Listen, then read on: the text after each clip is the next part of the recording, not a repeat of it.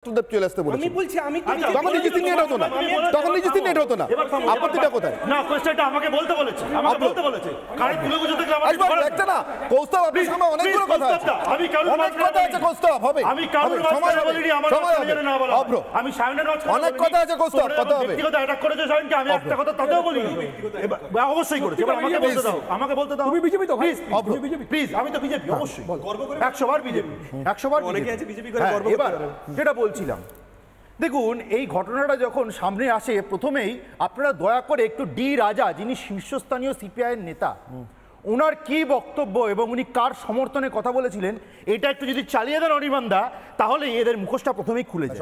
খালি তাই কেন, রাকেশ টিকাইতের যে স্টেটমেন্টটা এসছে সেটা একটু মাঝখানে বলিনি কৌস্তবদা, মাঝখানে বলিনি, একটু থামো একটু ধৈর্য রাখো, বয়োজ্যেষ্ঠ তুমি একটু ধৈর্য রাখো। সবে তো জলা শুরু হয়েছে, এখনো দোষ পড়া বাকি। দাঁড়াও, রাকেশ টিকাইত ওনাকে থামান, ওনাকে থামান, সময় ওনাকে থামান, সময় সময় সময় রাকেশ সময় দেবো, সময় দেবো। আমার মাঝখানে বলো না, আমার মাঝখানে বলো না। রাকেশ টিকাইত এই বিষয়ে কি স্টেটমেন্ট দিয়েছেন অনির্বাণদা, আপনারা প্লিজ একটু চালিয়ে দিন, ওনাদের মুখোশটা খুলে যাক। আর একটা কথা বলি, 14 তারিখ রাতের মিছিলের কথা বলা হলো, স্বতঃস্ফূর্ত মিছিল, বাংলার মা বোনেরা সাধারণ মানুষরা বেরিয়ে এসছেন এবং এটা বলাই বাহুল্য যে বিভিন্ন রাজনৈতিক দলের সমর্থকরাও কিন্তু সেই মিছিলগুলোতে যোগ দিয়েছিলেন। ঠিক, তাতে কোনো আপত্তির জায়গা থাকা উচিত না কোনো যুক্তিসঙ্গত মানুষের। কিন্তু আমি ব্যক্তি বিশেষ হিসেবে মাত্র একটা রাজনৈতিক সংগঠনকে দেখেছি যারা নির্লজ্জের মতো সেই দিনও পতাকা নিয়ে বেরিয়েছিল, সেই রাজনৈতিক সংগঠনের নাম ডিওয়াইএফআই এসএফআই। আর একটাও রাজনৈতিক সংগঠন আমাকে রেকর্ড আছে, রেকর্ড আছে, দেখিয়ে দাও। থামুন থামুন থামুন, অনেক বাজে অবস্থান হয়েছে, ওনাকে থামান, আমাকে বলতে দিন, ওনাকে থামান, ওনাকে থামান, অনেকক্ষণ বাজে কথা বলেছেন। থামুন,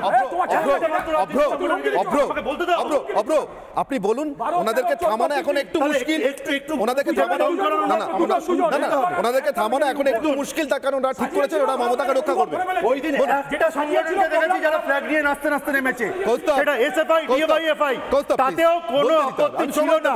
কিন্তু যুক্তিসঙ্গত কারণ আরেকটা আমি বলতে দিন, কোন বাম সংগঠন যারা এই রাজ্যে ফাংশনিং তারা কখনো চাইবে না যে মস্তক থেকে এই রাজ্যের তৃণমূল কংগ্রেস সরে যাক। তার খুব অঙ্কের হিসেব, বামেদের এখন যে ভোট পার্সেন্টেজ, তারা কোনোদিনও এই রাজ্যের ক্ষমতা আসার জায়গায় নেই, কিন্তু তারা কিন্তু একই সঙ্গে ইন্ডিয়া অ্যালায়েন্সে এই তৃণমূলের সঙ্গে রয়েছে।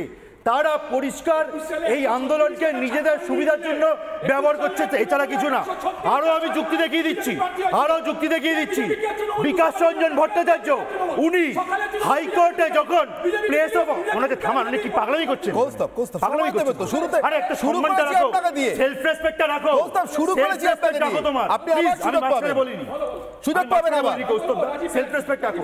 বিকাশ রঞ্জন ভট্টাচার্য যখন হাইকোর্টে, সংক্ষেপে প্লিজ আমি নাম নিচ্ছি, হাইকোর্টে উনি আর্গুমেন্ট করছিলেন যখন প্লেস অফ অকারেন্স নষ্ট করা নিয়ে কিন্তু আর্গুমেন্ট সরকারের তরফের কৌশলী হাইকোর্টে করলেন, ওনাকে কিন্তু দেখা গেল না উনি সেটার বিরোধিতা করছেন।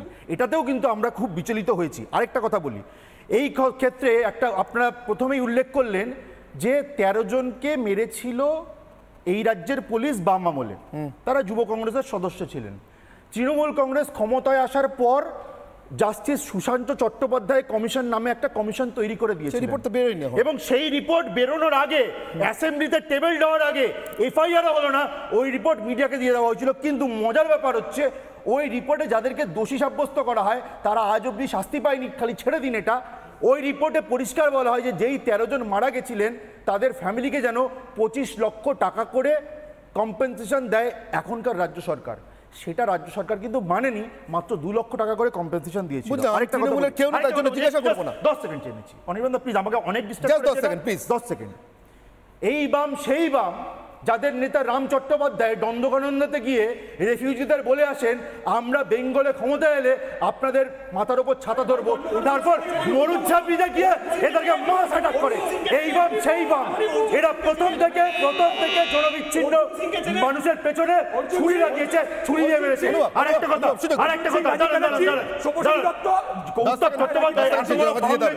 উনি প্রথমেই অ্যাড হোমিনেম বলে একটা লজিক্যাল ফ্যালাসি দিয়ে শুরু করলেন, যেটা হচ্ছে ব্যক্তিগত আক্রমণ করা। আপনার কাছে যুক্তি নেই বলে আপনি অ্যাড হোমিনেম দিয়ে শুরু ওটা করেছেন। নেতাজি থেকে শুরু হয়েছে। আরে আমরা খুব সাধারণ মানুষ, নেতাজি থেকে শুরু হয়েছে। আমার কোনো আপত্তি নেই। আরে আমাকে আরে কেন লোকাচ্ছেন কেন? আইডেন্টিটি লোকাচ্ছেন কেন?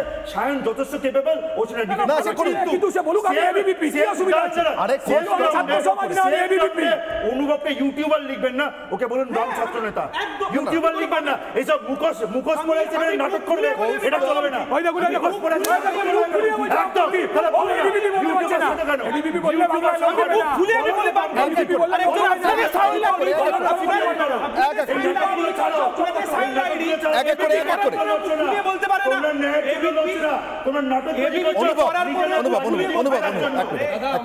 রাজনৈতিক ফায়দার জন্য এর বাইরে তোমাদের কোনো এক মিনিট আমরা একটা প্রশ্নের একটা লিখুন না, কে বলছে? আমি বুক ফুলিয়ে বলছি। অনুভব এক মিনিট। আচ্ছা নির্মলা বাবু এক মিনিট নির্মলা বাবু কৌস্তব নির্মলা বাবু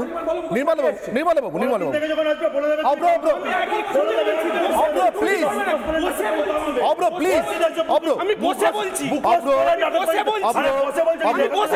কথা বলতে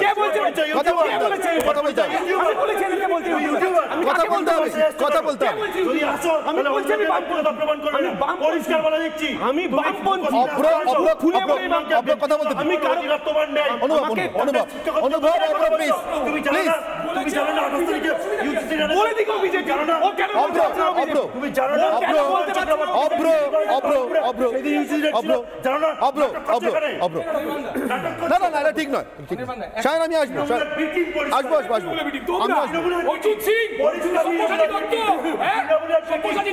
আমাকে ওই সেটে যেতে হবে তার কারণ এই সেটে এই যে সেটটাতে আপনারা এতক্ষণ বিতর্ক দেখছেন এরপরেও দেখবেন, কিন্তু সেই সেটে এই মুহূর্তে কে আসল বিজেপি, কে আসল সিপিএম, কে আসল মমতা বিরোধী নিয়ে চূড়ান্ত তর্ক এতটাই যে একজন আরেকজনকে বলতে দিতে চান না। অভয়ার আত্মা মুক্ত হয়েছে কিনা জানি না ভারতীয় মতে, কিন্তু যদি না হয়ে থাকে নিশ্চিত দেখে শান্তি পাচ্ছেন না। তার কারণ দাবিটা তার ধর্ষণ এবং মৃত্যুর বিচারে, আর এই স্টুডিওতে চুল ছেঁড়াছেড়ি হচ্ছে। রংটা কি হবে পতাকা? কৌস্তব চট্টোপাধ্যায়রা বামপন্থীরা ঠিক করে দেবেন কোন রঙের অধিকার আছে, বৈধতা আছে প্রতিবাদ করবার, ঠিক করে দেবেন। দীপাঞ্জন চক্রবর্তী প্রাক্তন এনএসজি কর্তা আমার সঙ্গে রয়েছেন, আমি সরাসরি কথা বলবো দীপাঞ্জন বাবুর সঙ্গে। দীপাঞ্জন বাবু, আশা করি এই আওয়াজটা আপনার কাছে পৌঁছচ্ছে না। আমি আপনার কাছে জিজ্ঞাসা করব, একজন আপাতত একজন প্রবাসী বাঙালি হিসেবে আপনি দেশেই থাকেন কিন্তু পশ্চিমবঙ্গে থাকেন না, থাকার সুযোগ পান না, এই ছবিটা দেখে আপনার কি মনে হচ্ছে, কি লাগছে আপনার? মনে হচ্ছে সত্যি এই অন্যায়ের অবসান করার মতো ক্ষমতা আমাদের হয়েছে? আমি একটা কথা বলি, এই এখন অব্দি 28 মিনিট 34 সেকেন্ড ধরে আমি দেখছি। দুঃখের ব্যাপার হচ্ছে এতক্ষণে 3 বার মাত্র অভয়ার নামটা এসেছে যে বিষয় নিয়ে আমাদের এই তর্ক বলো আলোচনা বলো। এবার এই তোমার প্রশ্নের আমি একটা ছোট্ট একটা ঐতিহাসিক ঘটনার রেফারেন্স দেই। 1761 সালে তৃতীয় পানিপথের যুদ্ধ, এটা ঐতিহাসিক, আমি জানি না গল্প কি না, শুনেছি। যেদিন যুদ্ধ শুরু হবে তৃতীয় পানিপথের যুদ্ধে, তার আগের দিন আহমদ শাহ আবদালির সেনাপতি খুব ভীত সন্ত্রস্ত ছিল, কারণ মারাঠা অপোজিট সাইডে যে সৈন্য সমাবেশ দেখে সে আতঙ্কিত ছিল, কারণ সংখ্যায় 10 গুণ। সে যখন আসে আহমদ শাহ আবদালি বলে তোমার ভয়ের কিচ্ছু নেই, কালকে আমরা জিতবো। কি করে জিতবে?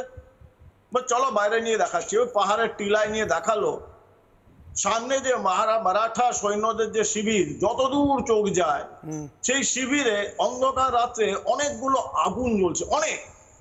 বলে দেখলে আগুনগুলো জ্বলছে? বললো হ্যাঁ। এবার ঘুরে এবার দেখো আমাদের সৈন্য শিবিরে কত। সেখানে দেখা গেল গোটা 10-15 এরকম, নয় সংখ্যায় কিছুই না। তখন আহমদ শাহ আবদালি বললো ওই আগুনগুলো ওই যে মারাঠা শিবিরে দেখছো ওটা কিসের জানো? ওই জন্য আমরা জিতবো, কারণ ওখানে হিন্দুদের মধ্যেও সমস্ত জাতিদের মধ্যেও উচ্চ জাতিদের জন্য আলাদা রান্নার ব্যবস্থা, নিচু জাতির জন্য আলাদা ব্যবস্থা, মধ্যম জাতির জন্য আলাদা রান্নার ব্যবস্থা, আর আমাদের রান্নার ব্যবস্থা একই জায়গায়।